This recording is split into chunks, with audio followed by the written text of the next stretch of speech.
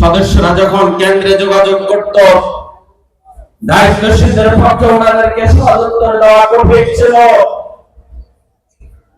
জীবন্ত মারা থাকার পর সন্তানকে মৃতর মতোই পরিচালিত হইতে হয়েছে, ঠিক কিনা?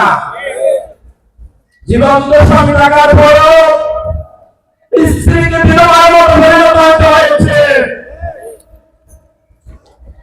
একেবারে ওনার পিতাকে, যিনি বাংলাদেশের অর্থনৈতিক মুক্তির জন্য আপ্রাণ চেষ্টা করে গিয়েছে, এদেশের উন্নয়নের জন্য, উদ্ভাবনের জন্য, এদেশে ব্যাংকিং এর জগতে ইসলামী ব্যাংক প্রতিষ্ঠা করে, এদেশে চিকিৎসা জগতে ইংলিশরা প্রতিষ্ঠা করে, বাংলাদেশে স্বাধীনতার পরে কাশমারি অমর হয়ে থাকবে ইনশাআল্লাহ।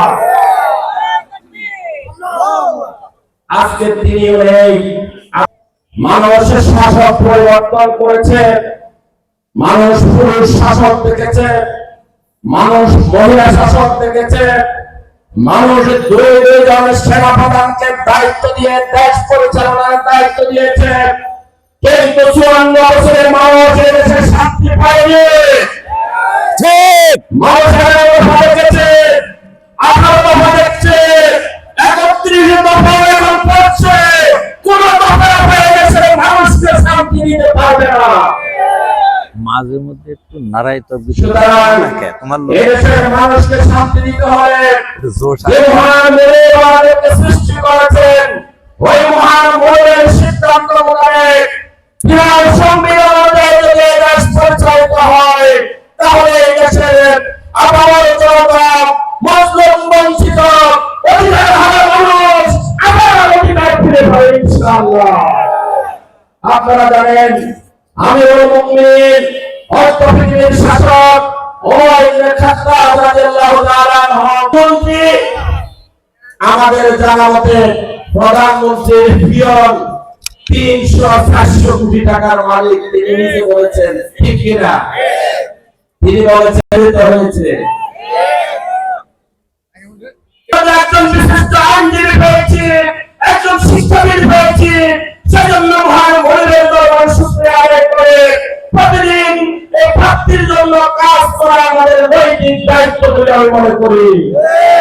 সেজন্য আজকে যারা এখানে এসেছেন, আমি অনুরোধ করব, এই প্রোগ্রাম থেকে যাওয়ার পর আপনাদের নৈতিক দায়িত্ব থাকবে এমন একজন নামাজি মানুষকে আগামী দিন যদি পার্লামেন্টে পাঠানো যায়, এই দেশে জাতির জন্য, এই দেশে জাতির ভাগ্য উন্নয়নের জন্য, ভাগ্য নির্ধারণের জন্য, যিনি সততার সাথে, ন্যায়ের সাথে, ইনসাফের সাথে আপনাদের জন্য কাজ করবেন, সেই জন্য আপনারা তিনি 5 বছর কাজ করবেন, সেই ভোট আপনারা অনুরোধ করবেন এমন একজন ভাইয়ের জন্য যে 8টি বছর কোথায় ছিলেন তিনি নিজেও জানেন না। আমাদের পার্টি একজন, এই পার্টিকে ভোট দেবেন কিনা, ভোট দেবা কিনা, বাবা তুমি দেবা কিনা, আমার স্ত্রী হয়ে থাকলে তুমি ভোটটা দিবা কিনা, আমার সাথে ওয়াদা করো। আমি জানি আপনাদের কথা ভোট দেবে, কিন্তু আজকে আপনি যদি ওয়াদা করাতে পারেন, তিনি যদি ইন্তেকাল করেন, একজন নামাজি লোককে ভোট দেওয়ার ওয়াদার কারণে তিনি এই সওয়াব পাবেন, ঠিক কিনা? প্রিয় উপস্থিতি, একইভাবে এখন থেকে প্রতিদিন অন্তত পক্ষে 5 জনকে আপনি যোগাযোগ করবেন, ভোট কনফারেন্স করবেন, ওয়াদা দেওয়ার ব্যবস্থা করবেন। এই দেশে যদি কোরআনের রাজ কায়েম হয়, এই দেশে যদি ইসলামী সমাজ প্রতিষ্ঠিত হয়, আপনারা জানেন